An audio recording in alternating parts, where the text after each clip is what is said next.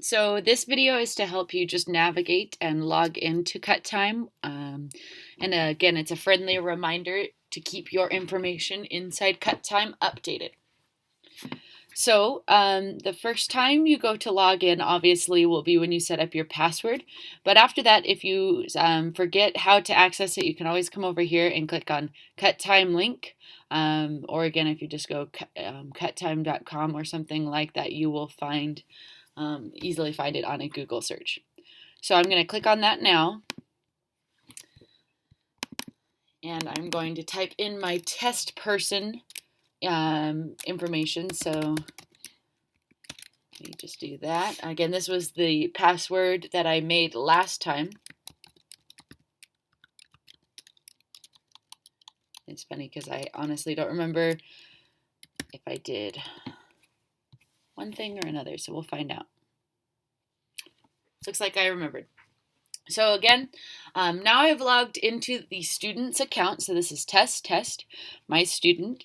Again, I can post news here, but usually that'll show up via email or on our website. Assignments. So this part becomes really important. For this class, we have objective assignments. Basically, we want to meet certain standards on certain skills, as well as a couple logistical assignments that you will show up in your gradebook. Number 2 and number 5 have showed up here because it is a video submission, as opposed to the other numbers are live submissions, so they'll play for me in class. So you can actually go here and review them. So let's go to objective number 2. And I will actually have a whole video about how to submit assignments, but it's pretty straightforward.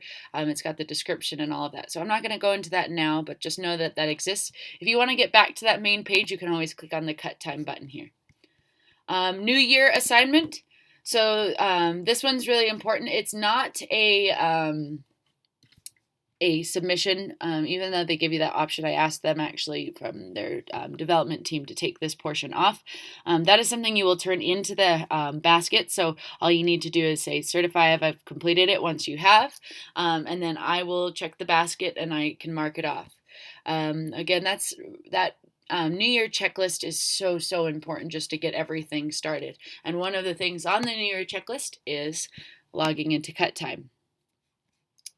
If we ever have any events that you need to RSVP for, so for example, our banquet at the end of the year, you can see that here, any invitations. Financial obligations. Now, I want to clarify that this is not a portal where you can pay, unfortunately.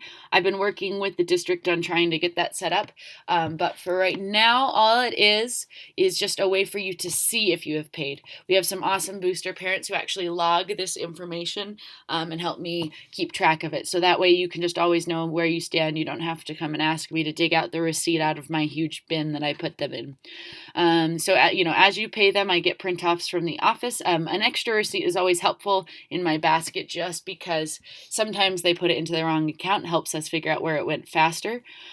So for example, this student test has a rental fee and a participation fee. And again, you can see what years this is. The nice thing about Cuttime is it carries through year to year. So I just have to update what ensembles your child is in, and we can keep a lot of the history here as well until they graduate. So as you can see that this student hasn't paid any of their financial obligations. Things like TOR can also show up on here and any other fees that might be associated with the program. I probably won't do a lot with the required forms, but if I ever needed to, maybe medical forms is a great place where I would upload this information. So the big thing I need you to do when you log into your Cuttime account for the first time is just verify that this information is correct. Now you can see there's a lot of blank space here. Based on what you're submitting in your Google form, I will have booster parents updating that information, just because I know the first time using this can be a little confusing. If you feel so inclined to resubmit that information, it helps us move through that faster, but it is by no means required.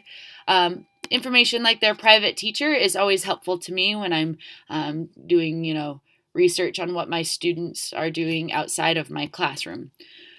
The most important thing you can do, though, is go through and update and just double check that this information is correct.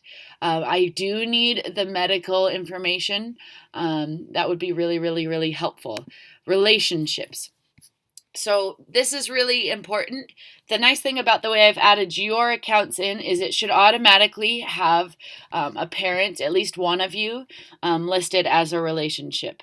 But in the case that you want to add another guardian or just change who is the main parent on the account, you can click add relationship. And you can add as many relationships as you want. So I'm going to do test parent.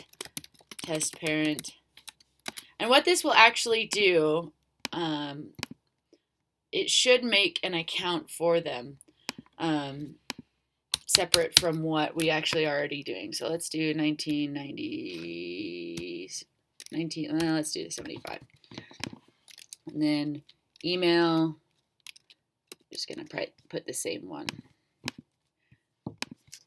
Again, parent, guardian, it's up to you if you want to include grandparents or anybody else who might be working with your child on the account.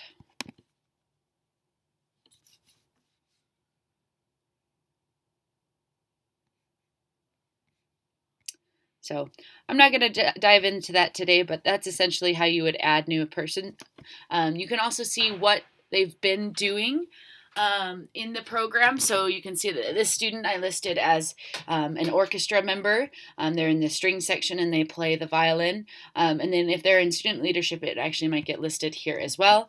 Please don't upload any pictures or anything like that. That is unnecessary. The rest of the portal is pretty straightforward. You can access the calendar and click on any of the events to get the information. You can also, I would recommend the Google Calendar is a little bit more friendly to that. But if we ever have an event where maybe I need more information like RSVP or anything like that, I can add that here. Volunteers, so we are looking for volunteers for certain events. Please make sure that you sign up as a parent and not a student for specific ones. So like, for example, students can't be a chaperone.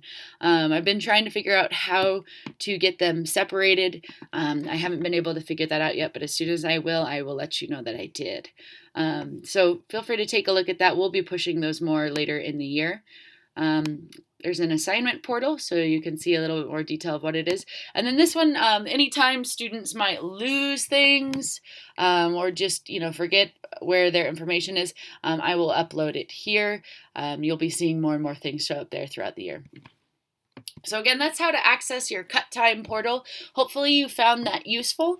I'm happy to answer any questions, but again, please try and take a few minutes to figure it out.